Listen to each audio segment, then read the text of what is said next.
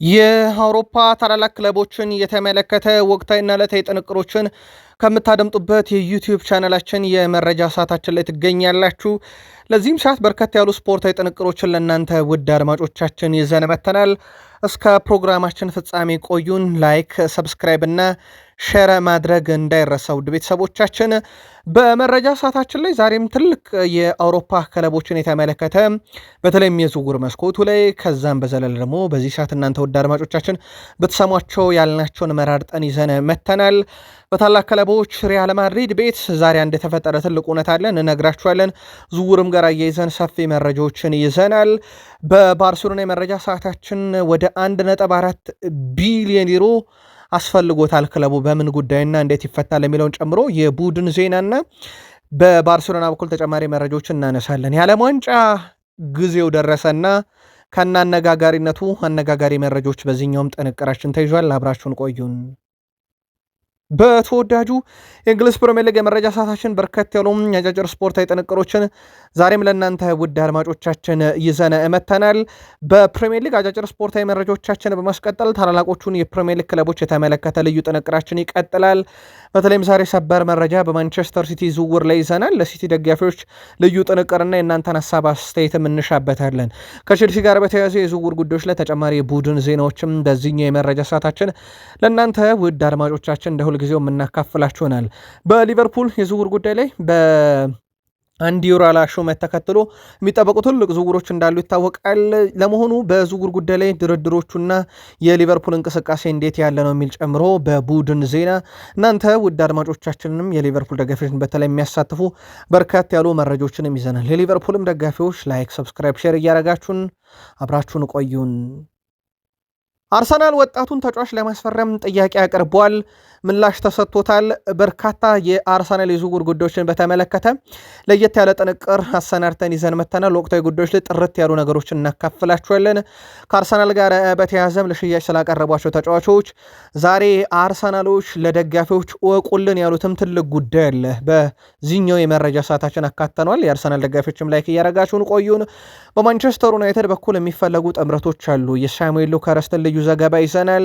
ዘአትሌቲክ ዩናይትድ ምላሽ ተሰጥቶታል በአንድ ዝውውር ላይ ያለ ነው። ምላሹ ግን ለዩናይትድ ደስ በሚል መንገድ ነው ወይ አይደለም የሚለውን እንነግራችኋለን። የእናንተም ሀሳብ አስተያየትም ታካፍሉናላችሁ። ከዛ ውጭ ዩናይትድ ሊያስፈርማቸው ሌሎች በሚፈልጋቸው ቦታዎች ላይ ተጨማሪ ያገኘናቸው ትልልቅ መረጃዎች አሉ። በስፋት የዩናይትድን ዝውውር እናነሳለን። አዳዲስ ጉዳዮች ስላገኘን እስከ ፕሮግራማችን ፍጻሜ ቆዩን። ላይክ፣ ሰብስክራይብ፣ ሼር ማድረግ እንዳይረሳ። ለሀሳብ አስተያየታችሁ፣ ለአጋርነታችሁ፣ ለድጋፋችሁ አመስግነናል። በድጋሜ መልካም ቆይታ ተመኘን። ጆዜ ሞሪኒዮ ማድሪድ ተገኝተዋል። ውድ ቤተሰቦቻችን በማድሪድ ስራቸውን በይፋ ጀምረዋል። የጆዜ ሞሪኒዮ ስራ የሚሆነው ክለቡን ማደራጀት ነው። በመጀመሪያ ዝውውር ላይ መሳተፍ ነው።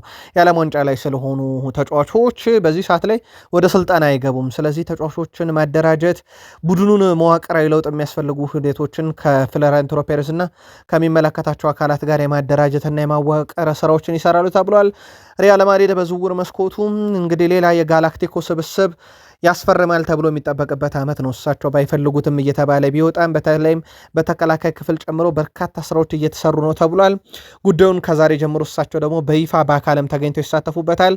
ማድሪድ መድረሳቸውን ተከትሎ ማለት ነው። ዘ ስፔሻል ዋን ጆዜ ሞሪኒዮ የእሳቸው ጋዜጣዊ መግለጫ በትልቁ ይጠበቃል። ከደረሰልን በቃል ስፖርት ዩቲዩብ ቻናል በምሽቱ በዛሬው ዘገባችን ላይ የምናካትተውም ይሆናል።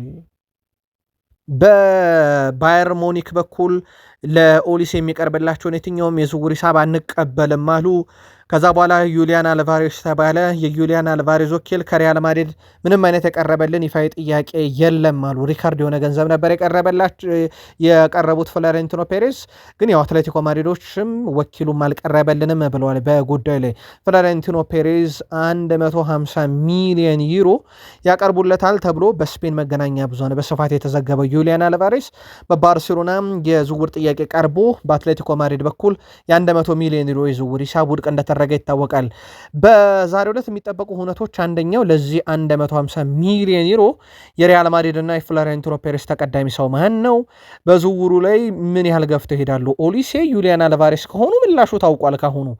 ከዛ በዘለለ ደግሞ በእርግጥ የዩሊያን አልቫሬዝ ምላሽ ግልጥ ያለ አይደለም። በወኪሉ በኩል ምንም ጥያቄ አልቀረበልንም ማድሪድ አላነጋገረን የሚል ስለሆነ ሞርግን አትሌቲኮ ማድሪድ በራሱ ለሪያል ማድሪድ ይሸጧል ወይንስ ገንዘቡን ያስቀድማል የሚለውና ሌሎች ሁኔታዎች ዛሬ በትልቁ ምላሽ የሚያገኙበት ቀን ነው። ዴንዘል ዶምፍሪስ ባለፈው ሳምንት የሕክምና ምርመራውን አድርጎ የፍሎሬንቲኖ ፔሬዝን ፕሬዚዳንታዊ ምርጫ እየተጠባበቀ የነበረው ተጫዋች በዛሬው ዕለት በይፋ የሪያል ማድሪድ ተጫዋች መሆኑ ታውቋል። ኮንትራቱ እንደ ኮናቴ ሁሉ እስከ ሰኔ 2030 ድረስ የ4 ዓመት ነው። ኢንተር ሚላን 20 ሚሊዮን ዩሮን መረከቡን አረጋግጧል። በዛው ልክ ደግሞ ከሪያል ማድሪድ የሚለቁ ተጫዋቾች አሉ። ለአብነት ያክል በቢራሂም ዲያዝ በኩል ክለቡን የመልቀቅ ዕድሉ በጣም ሰፍቷል። ዩቬንቱሶች ቀነ ቀጠሮ ይዘዋል ከሪያል ማድሪድ ጋር ድርድር ለማድረግ በዝውውሩ ጉዳይ ላይ በቀጣይ ቀናት በትልቁ የሚጠበቅ ድርድር ነው በሁለቱ ሀያላን ክለቦች መካከል። ከዛ ውጪ ፍሎሬንቲኖ ፔሬዝ ቅዱስነታቸው ጋር ተገናኝተዋል። ፔሬዝ ለቅዱስነታቸው ለፖፕ 14ኛ የአንድ ቁጥር መለያን በስጦታ መልክ በዛሬው ዕለት አበርክተዋል። ጥቂት መለዮችም ለሽያጭ አቅርበን በመሸጥ ላይ ነን ብለዋል ፍሎሬንቲኖ ፔሬዝ በሳቸው ስም የታተመውን። ቅዱስነታቸው ወደ ማድሪድ ባደረጉት በረራም እኛ የሁሉም የስፖርት ቤተሰብ ደጋፊ ነን፣ በግል ከጠየቃችሁኝ እኔ ማድሪዳዊ ነኝ ብለዋል። እሳቸው አሜሪካዊ ናቸው፣ 14ተኛው ፖፕ ናቸው። ግን ከዶናልድ ጄ ትራምፕ ጋር ምንም እንኳን የአንድ ሀገር ዜጋ ቢሆኑም ከትራምፕ ጋር ባላቸው ፖለቲካዊ አቋም ምክንያት ልዩነታቸው በጣም የሰፋና በፖለቲካው ዓለም ትልቅ ሽኩቻ የነበረ ሂደት እንደነበረ የሚዘነጋ አይደለም። ለማንኛውም እሳቸው ማድሪዳዊ ነኝ ሲሉ ተደምጠዋል። በባርሴሎና በኩል 1.4 ቢሊዮን ዩሮ አስፈልጋቸዋል። ይህ ገንዘብ ያስፈልጋቸው ደግሞ የስቴዲየሙን ሙሉ ለሙሉ አጠናቆ ለጨዋታ ለማብቃት ነው። በነገራችን ላይ የ2030 የዓለም ዋንጫ የፍጻሜ ጨዋታ ቤርናቢዮ ላይ ነው ይደረጋል ተብሎ ቀጠሮ የተያዘለት። ባርሴሎኖች አንደኛ እጩ ያቀረቡት ስቴዲየማቸውም ገና አላለቀም ሙሉ ለሙሉ። ከዚህ ጋር በተያያዘ ማርካም ይዞት በወጣው መረጃ መሰረት የክለቡ ፕሬዚዳንት የሆኑት ዋን ላፖርታ ይህንን ወደ 1.4 ቢሊዮን ዩሮ ለማግኘት የተለያዩ አማራጮችን እያጠኑ ይገኛሉና በጥናታቸው መሰረት ገንዘቡን እናመጣዋለን እያሉ ነው። በምን አይነት መንገድ ይህንን ገንዘብ ወደ ባርሴሎና ካዝና አምጥተው ስቴዲየሙን ይጨርሳሉ የሚለው ግን የእሳቸው ምናልባትም ፕሬዚዳንታዊ ምርጫውን ማሸነፋቸው ልክ እንደነበረ ማሳያም ተደርጎ ሊወሰድ ይችላል። በክለብ ደረጃ በዓለም ዋንጫ ላይ እንግዲህ ኮከቦችና ከዋክብቶች ሲሳተፉ የጨዋታው ጊዜ የሚያሳዩት ፐርፎርማንስ ለዝውውር መስኮቱ በጣም ያግዛል ይባላል። በተለይም አሁን የክረምትም ዝውውር ስለሆነ ከዛ በተለየ ደግሞ የሚወክሉት ሀገር እንዳለ ሆኖ ክለብንም ይወክላሉ የሚጫወቱበትን። ለአብነት ያክል ባርሴሎና በዚህ ረገድ በጣም እድለኛው ክለብ ነው ማለት ይቻላል። በዓለም ዋንጫ ላይ በሶስት አጋጣሚ ለባርሴሎና የሚጫወቱ ተጫዋቾች የዓለም ዋንጫ ምርጥ ተጫዋች ተብለው ተመርጠዋል። ሁዋን ክራይፍ 1974፣ ሮሜሮ በ1994፣ ሊዮኔል አንድሬስ ሜሲ በ2014 የዓለም ዋንጫ ምርጥ ተጫዋች ተብለው የተመረጡ በባርሴሎና የነበሩ ናቸው። በእርግጥ ሊዮኔል አንድሬስ ሜሲ 2022ም የዓለም ዋንጫ ምርጡ ተጫዋች ተብሏል። ግን እሱ አስቀድሞ ኦገስት 5 ከባርሴሎና ለቆ ኦገስት 10 2021 ለፓሪሰን ጀርሜን ፊርማውን አኑሮ እንደነበረ የሚዘነጋ አይደለም። ምናልባት እዛው ባርሴሎና ሆኖ የዓለም ዋንጫ እንዳያደርግ የካታር ዓለም ዋንጫ የተደረገበት ጊዜ ትንሽ ለየት ያለ እንደነበረ ይታወቃል። ምናልባት የባርሴሎና ተጫዋች ሆኖ ሊያደርገው የሚችልበት ሰፊ እድል ነበረ። በእግር ኳስ ውስጥ ከማይረሱ ቅጽበቶች ፖርቱጋል የዩኤፋ ኔሽንስ ሊግን ያነሳችበትን ጊዜ ነበረ። 60ኛው ደቂቃ ላይ ጉዴሽ ግብ አስቆጥሮ ሮናልዶ ተጎርቶቶ ስቅስቅ ብሎ እያለቀሰ እንደ አሰልጣኝም ሆኖ ፖርቱጋልን ሲያነቃ ሲያበረታታ የነበረ ጉዴሽ 60ኛው ደቂቃ ላይ ባስቆጠራት ግብ ግን የአውሮፓ ሻምፒዮንስ ሊግ ዋንጫን ያሸነፉበት ጊዜ ነበረ። የሚረሳ ጊዜ አይደለም። በእርግጥ 2 ጊዜ የዩኤፋ ኔሽንስ ሊግንም ያሸነፈችው ሀገርቹ የክርስቲያኖ ሮናልዶ ሀገር ፖርቱጋል ናት ነው። ልክ በዛሬዋ ቀን ከ7 ዓመት በፊት የተፈጠረ ሁነት ነው። አሁን ከ7 ዓመት በኋላም ያው ሮናልዶ ሀገሩን ወክሎ በግዙፉ የዓለም ዋንጫ መድረክ ደግሞ እየተሳተፈ እንደሆነ ይታወቃል። ማንም እንደኛ ደረቱ ላይ 5 ኮከብ ማስቀመጥ አይችልም የሚለው ብሩኖ ጉማሬሽ ነው። ብራዚል ላይ ተጫዋች ብሩኖ ጉማሬሽ ብሔራዊ ቡድን በየትኛው ውድድር ለዋንጫ እንደሚፋለም ገልጿል። የብራዚል ብሔራዊ ቡድን በየትኛው ውድድር ላይ ዋንጫ ማሸነፍ የሚችልና የሚፎካከር ቡድን ብሎታል። አክሎም እንደኛ በደረቱ ላይ 5 ኮከብ አስቀምጦ የሚጫወት የለም፣ ይሄ ቀላል ስኬት አይደለም ብሏል። ለብሔራዊ ቡድናችን ክብር መስጠት አለባችሁ፣ ምክንያቱም ይገባዋል ብራዚል እያለ ነው። በእያንዳንዱ ጨዋታ ላይ እናተኮራለን፣ ባለን ስብስብ በጣም ደስተኛ ነኝ ብሏል። በዚህ መልኩ ሻምፒዮን የሚሆን ቡድን እንዳለን እርግጠኛ ነኝ እያለ ነው ካለን ስብስብ አንጻር። በእርግጥ ብራዚል በጣም ጠንካራ ስብስብ አላት። አሰልጣኛቸው ደግሞ ባለልምዱ ካርሎ አንቸሎቲ ካርሌቶ ናቸው። ከብሔራዊ ቡድን ጋር ምናልባትም ትልቅ ዋንጫ በዓለም ዋንጫ ይሳካላቸው የሆነው የሚለው ደግሞ ሌላ የሚጠበቀው ጉዳይ ነው። እግር ኳስ ያለ ስደተኞች አይኖርም እያሉን ያሉት ዞህራን ማምዳኒ ናቸው። የኒውዮርክ ከተማ ከንቲባ ዞህራን ማምዳኒ የፕሬዚዳንት ዶናልድ ትራምፕ አስተዳደር የያዘውን እቅድ ተቃውሞታል። በእርግጥ በርካቶችም እውነት እግር ኳስ ላይ እየተወሰኑ ላሉ ጉዳዮች በተለይም በፕሬዚዳንት ዶናልድ ትራምፕ የፊፋው ፕሬዚዳንት ምን እየሰሩ ነው የሚሉ ቅሬታዎች ሲቀርቡ ነበረ። የፕሬዚዳንት ትራምፕ አስተዳደር በዓለም ዋንጫ ወቅት የበርካታ ሀገር ተወካዮች በኒውዮርክ ከተማ ለማሰማራት የሲአይኤ ሰላዮችንም ጭምር ማቀዳቸው ይታወቃል። የሲአይኤ ተወካዮች በአሜሪካ በህገ ወጥ መንገድ እንግዲህ የሚኖሩ የተጠረጠሩ ግለሰቦችን እየለቃቀሙ እንደነበረ ይታወቃል። የኒውዮርክ ከተማ ከንቲባ ዞህራን ማምዲኒ በበኩላቸው እቅዱን የተቃወሙ ሲሆን እንዲቀየርም አጥብቀው ጠይቀዋል። ስደተኞች የእግር ኳስ መኖር ምክንያት ናቸው ያሉት ዞህራን ማምዲኒ የአሜሪካ ብሔራዊ ቡድን 6 ተጫዋቾች የስደተኛ ልጆች መሆናቸው ይታወቃልኝ ብለዋል። አክለውም በዚህ ትልቅ ውድድር ወቅት በህዝባችን ውስጥ ፍርሃት እንዲነግስ አንፈቅድም፣ ከስደተኛ ጎረቤቶቻችን ጎን እንቆማለን ብለዋል። እሳቸውና የትራምፕ አስተዳደር በዓለም ዋንጫው ላይ የወሰናቸው ያሉ ውሳኔዎች በዓለም ዋንጫው ላይ ጉዳት እያደረሰው ነውና ይህን እንቃወማለሁ ሲሉ ተደምጠዋል። ኢያን ራይት ቅልጥ ያለ አርሰናላዊ ነው። ስለተጫወተ ብቻ አይደለም፣ በድጋፍም ደረጃ ኢያን ራይት በተንታኝነት እያገለገለ የሚገኝ የቀድሞ ተጫዋች ከዓለም ዋንጫው በፊት የተፈጠሩ ያሉ ነገሮችን ተችቷል። እውነት ለመናገር በጣም እየሳኩ ነው፣ ነገር ግን ምንም አዝናኝ አይደለም ብሏል። ኢያን ራይት ስሜቱ የትኬት ዋጋው ከፍተኛ ነው፣ የጉዞ ወጪም አይቀመስም የሚለው ኢያን ራይት ቪዛዎች እየተከለከሉ ነው ብሏል። አንድ የሶማሊያ ዳኛ የተከለከለበት መንገድ በቃል ስፖርት ዩቲዩብ ቻናል በማለዳው ጥንቅራችን አንስተ ነው ነበረ። ያውም የሰላም ሰው ተብለው ሸላሚ ዣን ኢንፋንቲኖ ተሸላሚ ፕሬዚዳንት ዶናልድ ጄ ትራምፕ ሆነው መሳሪያቸው ፊሽካ የሆኑትን አልቢትር ነው ከዓለም ዋንጫ የከለከላቸው። አዘጋጅ ሀገር እንደዚህ አይነት ባህሪ አለ ወይ ሲል የጠየቀው ራይት ካታር እንዴት እንደተተቸች አይተናል። አሁን ምንም እየሰሙ አይደለም ትችት፣ ለምድረው የማትተቹት እያለ ነው። የአሜሪካን በተለይም ከሶስቱ አዘጋጅ የአሜሪካንን ሂደት መተቸት አለበት እያለ ነው ኢያን ራይት። የእናንተ ምልከታን ግን በዚህኛው ዩቲዩብ ገጻችን ልታጋሩ እንችላላችሁ። በሁለተኛው ዩቲዩብ ገጻችን ላይ ትገኛላችሁ። ከ32,000 በላይ ሰብስክራይበር ባለው የዩቲዩብ ገጻችን ለእናንተ ውድ አድማጮቻችን የተመራረጡ ለየት ያሉ ስፖርታዊ ጥንቅሮችን እያጋራናችሁ እንገኛለን። ላይክ፣ ሰብስክራይብ፣ ሼር ማድረግ እንዳይረሳ። ውድ ቤተሰቦቻችን በዚህኛው የመረጃ ሰዓታችን በፕሪሚየር ሊግ አስቀድመን ልናነሳ የወደድ ነው የዓለም ዋንጫና ፕሪሚየር ሊግን ልናያይዝ ወደድን። ፕሪሚየር ሊግ በነገራችን ላይ ባለፉት 3 የውድድር ዓመታት የእንግሊዝ ተጫዋቾች የዋንጫ ባለቤት ሆነዋል። 2014 የአርሰናሉ ሜሱት ኦዚል ከጀርመን ጋር የዓለም ዋንጫ አሸናፊ ነበር። ቀጥሎ የተዘጋጀውን የ2018ቱን የዓለም ዋንጫ የማንቸስተር ዩናይትዱ ኮከብ የነበረው ፖል ላቤሌ ፖግባ ከፈረንሳይ ጋር ወሰደ። 2022 የዓለም ዋንጫን ደግሞ ኤንዞ ፈርናንዴዝ የቼልሲው ኮከብ ከአርጀንቲና ጋር ወሰደ። ዘንድሮ እንግሊዝን ወክሎ የዓለም ዋንጫን ይዞ የሚመጣው ተጫዋች ደግሞ ማን ነው በፕሪሚየር ሊግ እየተጫወተ የሚገኝ የሚለው ይጠበቃል። ባለፉት 3 ዓመታት ግን ባለፉት 3 የዓለም ዋንጫ ዓመታት ግን አንድ እንግሊዛዊ ተጫዋች ቢያንስ የዓለም ዋንጫን አሳክቷል። አርሰናል፣ ዩናይትድ እና ቼልሲ በዚህ ይጠቀሳሉ።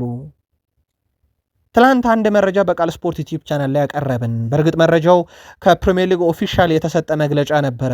መግለጫው በሚቀጥለው የውድድር ዓመት ላይ ኳስን ማዘግየት አይቻልም የሚል ነው። ግብ ጠባቂ መልሶ ሲያስጀምር ለመምታት ከዘገየ ወደ ማዕዘን ምት እንዲቀየር፣ ውርወራ ለመወርወር በጣም ከዘገየ ለተቃራኒ ቡድን እንዲሰጥ፣ ተጫዋች ሲቀየር ከ10 ሰከንድ በላይ ሜዳ ውስጥ ያለው ተጫዋች ለቆ ካልወጣ ተቀይሮ የሚገባው 60 ሰከንድ እንዲዘገይ ወይም በአንድ ደቂቃ በጎዶሎ እንዲጫወቱ ማድረግ የሚሉ ህጎች እንደወጡ ይታወቃልና ከቀጣይ ዓመት ጀምሮ ይተገበራል ብለን ነበርና አድማጮች የአንዳንድ ክለቦችን ስም እየጠቀሱ ይህ ዓላማው አንዳንድ ክለቦችን ለመጉዳት የተደረገ ነው እያሉ ነው። ምናልባት ከዛ አንጻር አያችሁት ውድ ቤተሰቦቻችን ሁላችሁንም ለማሳተፍ ነው በዚህኛው የመረጃ ሰዓት ሀሳቡን በድጋሚ ያመጣ ነው። ፔርሴጅ ቀጣዩ የክሪስታል ፓላስ አሰልጣኝ ለመሆን የመጨረሻ ስራዎች እየሰሩ ይገኛሉ። ፈረንሳዩ አሰልጣኝ በጣም አስደናቂ ውድድር ዓመት በሌንስ ካሳለፉ በኋላ ቀጣይ የኦሊቨር ግላስነር አድርገው ወራሽ ሆነው ወደ ቡድኑ ይመጣሉ ተብሎ ይታሰባል። ኦሊቨር ግላስነር በ12 ወር ውስጥ የ3 ዋንጫ ባለቤት አድርገውታል ፓላስን። ይሄ በ124 ዓመት ገደማ በላይ ፓላስ የማያውቀው ነገር ነው እንዲህ የዋንጫ ክብሮችን። እሳቸው ግን በዋንጫ ደረጃ ኤፍኤ ካፕ፣ ኮሚቲ ሽልድን፣ ሲቲ እና ሊቨርፑልን ነጥቀው አሁን ደግሞ የኮንፈረንስ ሊግ ዋንጫን ባለቤት እንዳደረጉት ይታወቃልና የክሪስታል ፓላስ ወንበር የተራ ቡድን ወንበር አይደለም። አሁን በዚህ ሰዓት ላይ ወይም አንድ የፕሪሚየር ሊግ ደረጃ መዳቢ ቡድን ወንበር ብቻ አይደለም፣ ዋንጫ ለማሸነፍ የለመደ ቡድን ሆኗል። እሳቸው ፔርሴጅ ፓሪሰን ጀርሜንን ከሌንስ ጋር በጣም በጥሩ ሁኔታ ተፎካክረውታል። አሁንስ በፕሪሚየር ሊግ ይቀናቸዋል የሚለው ሹመታቸው ከተሰማ በኋላ ደግሞ የሚፈተሽ ይሆናል። በአታላንታ ቤት በጣም አስደናቂ ጊዜን እያሳለፈ የሚገኘው ሮል ባንቮ በበርካታ ክለቦች እየተፈለገ ይገኛል። ይህን ተጫዋች ባንቮን ለማግኘት እንደ ቶትናም እና እንደ ኖቲንግሃም ፎረስት ያሉ ክለቦች ፈላጊ ናቸው። የሴሪው ክለብ አታላንታ ለተጫዋቹ አጠቃላይ 17 ሚሊዮን ፓውንድ ይፈልጋል ተብሏል፣ ዝውውሩን ለማጠናቀቅ ማለት ነው። የቶትናም ሆትስፐርስ የዝውውር ፖሊሲ በደንብ ተጠናክሮ ቀጥሏል። በተለይም አሰልጣኝ ሮቤርቶ ዲዘርቢ አዲሱ የቡድኑ አሰልጣኝ ከሆኑና ቶትናምን በፕሪሚየር ሊጉ ካተረፉት በኋላ ቡድኑ የማጠናከር ስራቸው ተጠናክሮ ቀጥሏል። በርካታ ኮከቦችና ከዋክብቶችን ወደ ቡድኑ እያመጡ ነው። የሮበርሰንን በቅርቡ አይተናል። በነገራችን ላይ ፖል ቫን ሂክንም ከብራይተን ኤንድ ሆቭ አልቢዮን ለማምጣት የሚደረገው ድርድር ቀላል የሚባል አይደለም። እስካሁን ስምምነት ባይደረስም የቶትናም ዝውውር በዚህ የውድድር ዓመት ራሳቸውን በደንብ እያጠናከሩ እንዳሉና ያለፉት 2 ዓመታት እንዲደገምባቸው የማይፈልጉ መሆኑን ማሳያም ጭምር ናቸው። ሲቲ ከበርካታ ተጫዋቾቹ ጋር ሊለያይ እንደሚችል ዛሬ ዘ አትሌቲክ አረጋግጧል። በትልቁ ሰበር መረጃ ሆኗል። ዘ አትሌቲክ አገኘሁት ባለው መረጃ መሰረት ማንቸስተር ሲቲ በዚህ ክረምት ከበርካታ ተጫዋቾቹ ጋር ይለያያል እያለ ነው። በዚህ ክረምት ማንቸስተር ሲቲ ሊለቁ ይችላሉ ተብለው በግንባር ቀደምትነትና በጣም ለእርግጠኝነት ከቀረቡ ተጫዋቾች አንደኛው ሪኮ ሉዊስ፣ ኒኮ ጎንዛሌስ፣ ታይጃኒ ራይንደርስ፣ ማርሙሽ፣ ማቴዎ ኮቫቺች፣ ጄምስ ትራፎርድ እና ናታን አኬ በጣም በትልቁ ክለቡን ይለቃሉ ተብሎ እየጠበቁ ናቸው። አጠራጣሪ የተባሉት እነ ጆሽኳ ገቫርዲዮል ናቸው። እነኚህ እንደ ፈላጊዎቹ ይወሰናል ተብሏል። ባየር ሙኒክ እና ባርሴሎና በትልቁ ስማቸው እየተነሳ ያለ ነው። በሌላ በኩል ሩበን ዲያስ ስሙ ከሪያል ማድሪድ ጋር መያያዝ ጀምሯል አሁን ላይና ሲቲ ጋርዲዮላን ብቻ አይደለም፣ ሲቲ በቡድን ውስጥ ያሉ በርካታ ተጫዋቾች ጋር ሊለያይ ተቃርቧል። እነ ቤርናንዶ ሲልቫን አስቀድሞ ሸኝቷል። ጆን ስቶንስን አስቀድሞ ሸኝቷል። ስለዚህ አሁን የተቀሩትን እነኚህ ስማቸውን የጠቀስንላቸውን ኮከቦቹን በፈቃደኝነትም በዝውውርም ሊያጣ የሚችልበት በጣም ሰፊ እድል አለ እየተባለ ነው። ምናልባት ሲቲ በአዲሱ አሰልጣኝ ስር ራሱን ከዜሮ የማስጀመር ግዴታ ውስጥም ሊገባ ይችላል። ቼልሲ በዚህ ክረምት እንደሚታወቀው በጣም ትንሽ ዝውውሮችን ያደርጋል። በርካታ ተጫዋቾችን ሊያቃል። በጉዳዩ ላይ በቃል ስፖርት ዩቲዩብ ቻናል ተደጋጋሚ መረጃዎችን አካፍለናቸዋል። ከዚህ ጋር በተያያዘ ግን በቼልሲ በኩል ወደ ቡድኑ በሚመጡ ተጫዋቾች ላይ ሌላ ውሳኔ ተወስኗል። በሻቪ አሎንሶ የሚሰለጥነው ቡድን በቀጣይ የዝውውር እንቅስቃሴዎች ላይ ተጨማሪ ውሳኔዎችን ወስኗል። ቼልሲ ወዲያውኑ ወደ ቡድኑ ቋሚ ተሰላፊ ሆኖ መጫወት የሚችል ተጫዋችን እንጂ ከቡድኑ ጋር የሚያድግ ተጫዋቾችን ከዚህ በኋላ የማስፈረም እቅድ የለውም። ይህ ማለት የዝውውር መስኮቱ ሲከፈት በቼልሲ የምንሰማቸው ዝውውሮች በሙሉ ለቋሚ 11 መጫወት የሚችሉ እንጂ ከቡድኑ ጋር ገና ጊዜ የሚፈልጉ የሚዋሃዱ ሳይሆኑ አሰልጣኙ ያመናቸው ለአሰልጣኙ ታክቲክ የሚሆኑ በቁጥር አነስ ያሉ በታክቲክ ደረጃ ግን ቋሚ 11 የሚሆኑ ናቸው። ቋሚ 11 ለማምጣት ወይም ቋሚ 11 ውስጥ የሚካተትን ተጫዋች ለማምጣት ትልቅ ገንዘብ ይፈልጋል። ለዛ ደግሞ ከቼልሲ የሚሰናበቱ ተጫዋቾች ቁጥር በጣም ከፍ ያለ መሆኑን እንደማሳያ ነው መረጃው የዘሰን ስፖርት ነው። ሊቨርፑል የፊት መስመሩን ማጠናከር ይፈልጋል። በርካታ ተጫዋቾችን ገበያ ላይ ያየ ነው። አንዲ ራውላ ወደ ቡድኑ ከመጡ በኋላ የበርንማውዝ ተጫዋቾች ስማቸው ተያይዞ መነሳቱን ቀጥሏል። በእርግጥ ለሊቨርፑል ኢራኦላ መጡም አለመጡም በአርኔ ስሎትም ስር ቢቀጥል የሳላን ተተኪ እንኳን ቢያንስ ማምጣት ይጠበቅበታል። ከዚህ ጋር በተያያዘ እንመለሳለን የሳላ ተተኪ ጉዳይ ላይ። ከዚህ ጋር በተያያዘ ቡድኑ በርካታ አማራጮችን እያየ ይገኛል። የሪያን ስም በስፋት እየተነሳ ይገኛል። ተጫዋቹ 19 ዓመቱ ነው። 130 ሚሊዮን ተለጥፎበታል። እስከ 2027 ድረስ ይህንን አንቀጽ እንግዲህ በ130 ሚሊዮን ዩሮ ነው ክለቦች ማስፈረም የሚችሉትና በዚህ አንቀጽ መሰረት በጣም ከባድ ነው። ብራዚላዊ ተጫዋች ረጅም ጊዜ የሳላ ተተኪ እንዲሆን ይሄ በቀጥታ የአንድ ተጫዋች በቦታ መተካት ብቻ ሳይሆን እንደ ቡድን ተጫዋችን በመተካት ሂደትም የረጅም ጊዜ ሳላ ተተኪ የማድረግ እቅድ በሊቨርፑል በኩል ተይዟል። ሌላው በያንዲዮ ሜንዲ በኩል አሁን እየወጡ ባሉ መረጃዎች ቲም ቶክ አንድ መረጃ ይዞ ወጥቷል። በጣም ለየት ያለ መረጃ ነው። ሊቨርፑል በቀጣይነት እንደ ኮዲ ጋክፖን ያለ ተጫዋች በያንዲዮ ሜንዲ የዝውውር አካል የማድረግ እቅድ ሊኖር ይችላል። በተለይም አርቢ ሌይፕዚግ እየጠየቁ ካሉት ገንዘብ አንጻርና በሊቨርፑል በኩል ኮዲ ጋክፖ ላይ ከቅርብ ጊዜ ወዲህ እየጠፋ ካለው እምነት አንጻር ይህንን የ19 ዓመት ታዳጊ ወደ ቡድኑ መምጣትና በዛ ቦታ ላይ የሚጫወተውን የፊት መስመር ተጫዋች ኔዘርላንዳዊን ኮዲ ጋክፖን የዝውውሩ አካል ሊያደርጉት ይችላሉ እያሉ ነው። በእርግጥ ኮዲ ጋክፖ በራሱ የአንዲ ራውላ ዕቅድ አካል ነው አይደለም የሚለው ነገር ገና እሳቸው የሚወስኑት ውሳኔ ይሆናል ተብሎ ይታሰባል። ተጫዋቹ በዓለም ዋንጫ ከኔዘርላንድ ብሔራዊ ቡድን ጋር እንዳለ ይታወቃል። ከዚህ ጋር በተያያዘ ጋክፖ በነገራችን ላይ ከሊቨርፑል ከለቀቀ በሚል ቶትናም ሆትስፐርስ እና እንደ ኤስ ሚላን ያሉ ክለቦችም የተጫዋቹ ፈላጊ ናቸው ሲባል እንደነበረ ይታወቃል። በሌላ በኩል ደግሞ እንደ ሪዮ ንጉማ ያለ በጣም አስደናቂ ታዳጊ ተጫዋች በዛ ቦታ ላይ መጫወት እንደሚችል በተደጋጋሚ አሳይቷል። ምናልባት በጊዜ ሂደት ወደ ቋሚ 11 ይምጣ የሚለው ነገር እንዳለ ሆኖ ከጫና አንጻር በእድሜም ገና ትንሽ ስለሆነ ሪዮ ንጉማ በዚህ ሲዝን 9 ጨዋታ ቋሚ ሆኖ ጀምሯል። ለሀገሩም ለሊቨርፑልም በእነኚህ 9 ቋሚ ሆኖ በጀመረባቸው ጨዋታ 6ቱን የጨዋታ ኮከብ ተብሏል። በሶስት ጨዋታ ነው የጨዋታ ኮከብ ያልተባለውና ምን ያህል ኢፌክቲቭ እንደሆነ የእሱ ሜዳ ላይ መኖር ለቡድኑ በጣም አስፈላጊ መሆኑን በእንግሊዝም በሊቨርፑል የሚያሳየ ተጫዋች ነውና የሪዮ ንጉማ ስም ቢጠራ በሊቨርፑል ደጋፊዎች ዘንድ እንደ ምክንያት ሊነሳ የሚችል ወይም ደግሞ ተጫዋቹ በበቂ ብቃቱ ነው የተነሳው የሚያስብል አይነት ቁጥሮች ናቸው። ከዛ ውጪ ምናልባት ከሊቨርፑል ዝውውር ጋር በተያያዘ አንድ ልናነስ የወደድ ነው እንደ ጆርዳን ሄንደርሰን ያለ በጣም አስደናቂ አንበል ነበረው ሊቨርፑል ከዛሬ 15 ዓመት በፊት ነበረ ሊቨርፑሎች ከሰንደርላንድ የወሰዱት። በሊቨርፑል 492 ጨዋታን ያደረገ በክለቡ 12 ዓመት የቆየ 91 የግብ አስተዋጽኦ ያለው 8 ዋንጫን ከሊቨርፑል ጋር ያሳካ አንበላቸውም ጭምር ነበረ። ከ15 ዓመት በፊት ነበረ ሊቨርፑል ዝውውሩን የፈጸመው። ያው አሁን የዝውውሩ ወቅት ነው። ሊቨርፑል ግን ትንሽ ቀዝቀዝ ያለ ጊዜ ይመስላል። የሰሜን ለንደኑ ክለብ አርሰናል በዚህ ክረምት ቡድኑ የበለጠ ለማጠናከር ከውሳኔ ደርሰዋል። ቦርዱም ያመነበት የወሰነበት ጉዳይ ነው። ክለቡ የበላይ ኃላፊዎች በሚኬል አርቴታና በአንድሪያ ቤርታ ጥያቄ ቡድኑ ለረጅም ጊዜ አሸናፊ ሆኖ እንዲቀጥል ወይም ደግሞ የአሸናፊነት ስነ ልቦናውን እንዲያስቀጥልና ዋንጫዎችን በተከታታይ ዓመት እንዲያሸንፍ ቡድኑን ማጠናከር በሚለው ጉዳይ ላይ ከስምነት ደርሰዋል። ይህን ተከትሎ የዩቬንቱሱን ተጫዋች ኬነን ያልዲዝን ለማስፈረም ጠይቀዋል ዩቬንቱስን። ይሁን እንጂ ዩቬንቱስ ወዲያውኑ ምላሽ የሰጠው ለአርሰናል። በነገራችን ላይ ዛሬ አርሰናል ጠይቆ ዛሬ ምላሽ ተሰጥቶታል። ተጫዋቹ አይሸጥም ብለዋል። መድፈኞቹ አሁን ላይ ወጣቱን ተስፈኛ ተጫዋች ለማስፈረም ይሄ የዝውውር ሂደቱን ላለማቋረጥ ወስኗልና ከዩቬንቱስ ጋር ቀጣይ ድርድር እንደሚኖር ተረጋግጧል። ክለቡ ተጫዋቾች ወደ ዋናው ቡድን ሲያመጣ ለዋናው ቡድን የሚጫወቱ እንጂ በቡድን ውስጥ ተጠባባቂ የሚሆኑ ተጫዋቾችን አይደለም። ከዛ በዘለ ደግሞ ሸጦ ትርፍ የሚያገኙት የሚፈልግባቸው ተጫዋቾችም እንዳሉ ይታወቃልና በወደፊትም እቅድ ጭምር ነው ይሄ ተሽጦ ሁላ ተጫዋቹ ገንዘብ ለአርሰናል ሪተርን ማድረግ የሚችል። አርሰናል አሁን ላይ የሌስተር ሲቲውንም ጀርሚ ሞንጋን ለማስፈረም የመጨረሻው ምዕራፍ ላይ እንዳለ ይታወቃል። በፒኤስጂ ቤት የመጨረሻ ኮንትራቱ ላይ የሚገኘው ኢማኑኤል ቤምባም ወደ ቡድኑ ለማምጣት ድንቅ ስራዎችን እየሰራ ነው አርሰናል። የ18 ዓመት ተከላካይ ኢማኑኤል ቤምባ በዚህ ክረምት ከኮንትራት ነፃ ስለሚሆን አርሰናል ለዚህ ተጫዋች የአካዳሚ ክፍያ ከፍሎ ብቻ ወደ ቡድኑ መቀላቀል ይችላል።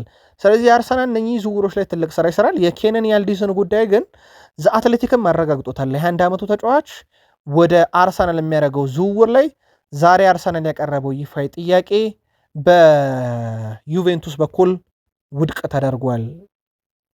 በሞርጋን ሮጀርስ በኩል አሁንም የአርሰናልን ጥያቄ እየተጠባበቀ ያለ ቅድሚያ ለአርሰናል የሚሰጥ ተጫዋች ተብሏል ሞርጋን ሮጀርስ። ሌሎች በርካታ ፈላጊዎች ቢኖሩትም ማለት ነው፣ ግን ፍላጎቱ አሁንም አርሰናል መቀላቀል ነው። በተጫዋቹ በኩል ያለ ፍላጎት ቢሆንም በአርሰናልና በአስቶን ቪላ መካከል እስካሁን ምንም አይነት ድርድር አልተደረገም። አርሰናል በዚህ ክረምት ለጋብሪኤል ጀሱስ፣ ክሪስቲያን ኖርጋርድ፣ ለፋቪዮ ቬራ የሚቀርቡ ጥያቄዎችን ይጠባበቃል ቢባልም እስካሁን ይፋዊ ጥያቄ አልቀረበም። የማርቲኔሊ፣ የትሮሳርድ፣ የኢታን ዋኔሪም ጣፈንታ በተመለከተ ውሳኔ መሰጠት ይጠበቃል። በአርሰናል ቤት ግን ገንዘብ የሚጠብቁባቸው ጀሱስ፣ ክርስቲያን ኖርጋርድ እና ፋቪዮ ቬራ የመጨረሻ ስራዎች ምናልባት የፋቪዮ ቬራ ሞር ወደ ሃምቡርግ የቀረበ ይመስላል። የጀሱስ እና የክርስቲያን ኖርጋርድ ግን ፈላጊ አልተገኘም። እስካሁን የጀሱስ 20 ሚሊዮን ፓውንድ ተለጥፎበት እየጠበቁ እንደሆነ ይታወቃል። ክርስቲያን ኖርጋርድ አምና የመጣ ግን ችግሮችን በአጭር ጊዜ ለመፍታት የመጣ እንጂ በዘላቂነት እንዳልመጣ እድሜው የሚያስታውቅ ነበረ። የአርሰናል የዝውውር ፖሊሲ መግዛት ብቻ ሳይሆን በዚህ ክረምትም መሸጥ ላይ ሞር ትኩረት ያደረገም ነው። የፕሪሚየር ሊጉ አሸናፊ ሻምፒዮኑ አርሰናል የክለቡን የዓመቱ የመጨረሻውን የወሩ የነበረውን ምርጥ ተጫዋች ይፋ አድርጓል። በዚህ መሰረት ግብ ጠባቂ ዳቪድ ሪያ የፕሪሚየር ሊጉ የመጨረሻ ወር የአርሰናል የወሩ ምርጥ ተጫዋች ተብሎ ተመርጧል። ስፔን የግብ ጠባቂ ዳቪድ ሪያ ለሁለተኛ ጊዜ የአርሰናል የወሩ ምርጥ ተጫዋች ተብሏል። ለሶስተኛ ተከታታይ ጊዜ የፕሪሚየር ሊጉ የወርቅ ጓንት አሸናፊ፣ የዘንድሮ የአውሮፓ ሻምፒዮንስ ሊግ የወርቅ ጓንት አሸናፊ ዳቪድ ራያ የአርሰናልም የዚህኛው ወር የወሩ ምርጥ ተጫዋች የመጨረሻ ወር ማለት ነው። በአመት ውስጥ ደግሞ ለሁለተኛ ጊዜ የወሩ ምርጥ ተጫዋች ተብሎ ተመርጧል። ዳቪድ ራያ በነገራችን ላይ የፒኤፍኤ የአመቱ ምርጥ ተጫዋች እጩ ዝርዝር ውስጥም የገባ ተጫዋች እንደሆነ ይታወቃል። ዴክላን ራይስ፣ ራያና ማጋሌሽ እንደተካተቱበት ይታወቃል። በዚህ ረገድ ሌላኛው በሽልማት ደረጃ የተጠቀሰበት መድረክ ነው። ማይክል ካሪክ የማንቸስተር ዩናይትድ የአማካኝ ክፍል በጣም ወጥነት እንዲኖረውና የተለመደ ጥምረት እንዲኖር ይፈልጋሉ። እሳቸው ካሪክ የዩናይትድ የመሃል ሜዳ መልሶ ግንባታ በሚደረግበት ወቅት የአማካኝ ክፍሉ የማይነካ የማይነቃነቅ እና በጣም የታወቀ አውሮፓ ውስጥ የሚታወቁ ቡድኖች በተለይም አሁን ልክ እንደ ፓሪሰን ጀርሜን የአማካኝ ክፍሉ የታወቀና በጣም ጠንካራ በጣም የተደራጀ አይነት ቡድን እንዲሆንላቸው ይፈልጋሉና ሞር አሁንም ትኩረት አድርገው እየሰሩ ያሉበት ዋናው የመሃል ሜዳ ክፍል መሆኑ እንደ ሳሙኤል ሉካስ ዘገባ ከሆነ የካሪክ ዋነኛ የቡድኑ መጠናከሪያ የሜዳ ክፍል እዛ ጋ ነው ብለው ስለሚያምኑ ነው። በእርግጥ የለቀቋቸውን ተጫዋቾች አሉ። ካሪክ በራሳቸውም የቀድሞ የማንቸስተር ዩናይትድ የአማካኝ ስፍራ ተጫዋች ነበሩና ስለ ቦታው ጠንቅቀው ያውቃሉ ተብሎ ይታሰባል። እሳቸው የሰር አሌክሳንደር ቻክማን ፈርጉሰን ዋናና ቁልፍ ሰው ነበሩ። ፈርጉሰን አንዳንድ ጨዋታ ላይ በጣም ሲቸገሩ ካሪክን የሚጠቀሙባቸው በታክቲክ ጉዳይ ከጨዋታ ውጭ ያደርገውት ካሪክን ከዛ ካሪክ ግን የሚገባባቸው ሰዓቶች ጨዋታ ለመቆጣጠር ነበርና የመሃል ሜዳ ክፍል ምን ያህል እንደሚያስፈልግ ካሪክ ጠንቅቀው የገባቸው ይመስላል። ዩናይትድ ምላሽ ተሰጥቶታል በአሌክስ ስኮት ዝውውር ላይ። ማንቸስተር ዩናይትድ ተጫዋቹን ለማስፈረም ፍላጎት እንዳለው ለበርንማውዝ ካሳወቁ በኋላ ያ ማለት ድርድር አይባልም። ይሄ መረጃ ለማሰባሰብና ስለ ተጫዋቹ ጉዳይ በርንማውዝን ካነጋገሩ በኋላ በርንማውዞች ተጫዋቹ ለገበያ እንደማይቀርብ ነገር ግን በአስገዳጅ ሁኔታ እንኳን ተጫዋቹ ክለቡን መልቀቅ ፈልጎ ወደ ዩናይትድ የሚሄድ ከሆነ 75 ሚሊዮን ፓውንድ በታች ንቅንቅ አይልም ብለዋል በርንማውዞች። ማንቸስተር ዩናይትድ ደግሞ በዝውውር መስኮቱ ላይ በጣም የተጋነኑ ክፍያዎችን ላለመክፈል በርካታ አማራጮችን እያየ ነው። አሌክስ ስኮት እንደውም የቅርብ ጊዜ ዩናይትድ ኢላማ ነው። ከአምና ጀምሮ እነ ባሌባ ነበሩ። በገንዘብ ምክንያት ዩናይትድ ትንሽም ቢሆን ከዝውውራቸው ራቅ ያለበት በእርግጥ ያቋም መውረድም ችግር የታየበት ቶናሊን በቅርብ ጊዜ የተመኙበት የዝውውር ሂሳቡ በጣም የተጋነነ ኤሊዮት አንደርሰንን በተመሳይ በጣም የተጋነነ መሆን ታይቷል። ወዲያው ነበረ ወደ አታላንታ ሄደው ኤደርሰንን ለማምጣት የወሰኑትና የተሳካላቸው ማንቸስተር ዩናይትዶች በዝውውር ሂሳብ ደረጃ ከ40 ሚሊዮን ፓውንድ በላይ እንዳልተከፈለበት ይታወቃል። ያ ዝውውር አሁን ለአሌክስ ስኮት ዩናይትዶች መረጃ ሲጠይቁ 75 ሚሊዮን ፓውንድ የሚል ምላሽ ከበርንማውዝ ተሰጥቷቸዋል። ቀጣዩ ዩናይትድ እርምጃ በትልቁ ይጠበቃል። ማንቸስተር ዩናይትድ ልምድ ያለው ያውም ቁጥር 2 መሆን የሚችል ግብ ጠባቂን ለማስፈረም እያፈላለገ እንደነበረ ይታወቃል። ማንቸስተር ዩናይትዶች አሁን ላይ የሊድስ ዩናይትዱን ግብ ጠባቂ ካርል ዳርሎን ተመልክተውታል። የ35 ዓመቱ ግብ ጠባቂ ካርል ዳርሎ በዚህ ወር መጨረሻ በክለቡ ያለው ኮንትራት ይጠናቀቃል፣ ነፃ ይሆናል ማለት ነው። ሊድስ ዩናይትድ ግብ ጠባቂውን ማቆየት እንደሚፈልጉና አዲሱን ለማቅረብ እየሰሩ እንደነበረ ይታወቃል። ማንቸስተር ዩናይትዶች በተጨማሪም የወልቭሱን ግብ ጠባቂ ሳም ጆንስቶንን በቡድን ውስጥ ሌላኛው አማራጭ አድርጎ መያዙን ዘ አትሌቲክ አረጋግጧል። ከዚህ ጋር በተያያዘ በማንቸስተር ዩናይትድ በኩል እንደ አልታይ ባይንደር ያለ የቡድኑ ሁለተኛ ግብ ጠባቂ ይለቃል ማለት ነው። ያም ሲጠበቅ የነበረና በቀጣይም ወደ ቱርክ ክለቦች ያቀናል ተብሎ የሚጠበቅ ነው። ስለዚህ በዩናይትድ ቶም ሂተን ሶስተኛ ግብ ጠባቂ ይሆናል። ሁለተኛው ግብ ጠባቂ ግን በሊድስ ቤት ኮንትራቱ የተጠናቀቀው የ35 ዓመቱ ካርል ዳውል፣ ካልተሳካ ደግሞ የወልቭሱ ግብ ጠባቂ ሳም ጆንስቶን በዩናይትድ አማራጭ ውስጥ የተያዙ ናቸው። ዩናይትድ የመሃል ሜዳ ክፍሉን ለማጠናከር በሚያደርገው ጥረት ላይ ከዌስትሃም ዩናይትድ ጋር የነበረው ድርድር አሁንም በስምነት ሊቋጭ አልቻለም። የ80 ሚሊዮን ፓውንዱ ጥያቄ ማለት ነው። በጊዜ ሂደት ዌስትሃሞች ሂሳብ ይቀንሳሉ የሚል እምነት በዩናይትድ በኩል አሁን አለ። በፒኤስጂ በኩል የተጫዋቹ ፈላጊ ናቸው ቢባልም በተጋነነ መልኩ ስራዎችን እየሰሩ አይደለም። ዩናይትድ ነው በትልቁ እዚህ ዝውውር ውስጥ ያለው። አሁን በዩናይትድ በኩል እቺ የቀረበችውን 80 ሚሊዮን ፓውንድ በጊዜ ሂደት ይቀንሷታል የሚል እምነት ይዘው ከዝውውሩ አልወጡም። ከዛ ውጭ የሊዩስ ሃለንም ጉዳይ ቢሆን ኒውካስል ዩናይትድ የዝውውር ሂሳቡን እስካልቀነሰ ድረስ ዩናይትድ በተጠየቁት የ70 ሚሊዮን ፓውንድ ዝውውር ላይ ገፍተው እንደሚሄዱ ያሳውቋል። ምናልባት ማንቸስተር ዩናይትድ በጣም የተሻሻለና ለኒውካስል ዩናይትድ ያቀርበዋል በሚል ዘ አትሌቲክ ይዞት የወጣው መረጃ እስከ 50 ሚሊዮን ፓውንድ ነው ማንቸስተር ዩናይትድ ለዚህ ተጫዋች ያሰቡት። በዛ የሜዳ ክፍል ላይ ሉክ ሾም እድሜ መግፋትና የጉዳት ሁኔታ ከዛ በዘለ ደግሞ ሌላ ተጠባባቂ ይሆናል የተባለው እድገት ባለማሳየቱ ታይለር ማለሻ ክለቡን ለቀቀ። ፓትሪክ ዶርጉ ቅልጥ ያለ የአጥቂ ተጫዋች ሆኗልና ቦታው አስገዳጅ እንደሆነ ለማንቸስተር ዩናይትድ የሚዘነጋ አይደለም። ከሁለተኛው የዩቲዩብ ገጻችን ለእናንተ ውድ አድማጮቻችን ማለትም 32000 ሰብስክራይበር ያለው የሰዓቱን ጥንቅር እየተከታተላችሁ ነው። እናንተ አንድ ላይክ ለእኛ በብዙ መንገድ ይጠቅመናልና ላይክ እንድታደረጉን ሁልጊዜ የምንጠይቀው በምክንያት ነው። ሀሳብ አስተያየት አለን ይጨመር ይቀነስ የምንለው የምትሉት ወይም ጥያቄ ካላችሁም በዚህኛው የመረጃ ሰዓታችን ላይ ልታጋሩን ትችላላችሁ። ጥያቄዎቹ በሁለቱም ዩቲዩብ ገጻችን ማለትም ከ92,000 በላይ ሰብስክራይበር ባለው ቃል ስፖርት ዩቲዩብ ቻናል ላይ ምላሽ እናቀርባለን። ስለነበረን ቆይታ ግን ከልብ አመስግነን ተጨማሪ መረጃዎችን ከጥቂት ደቂቆች በኋላ ይዘን እንመለስ። መልካም ጊዜ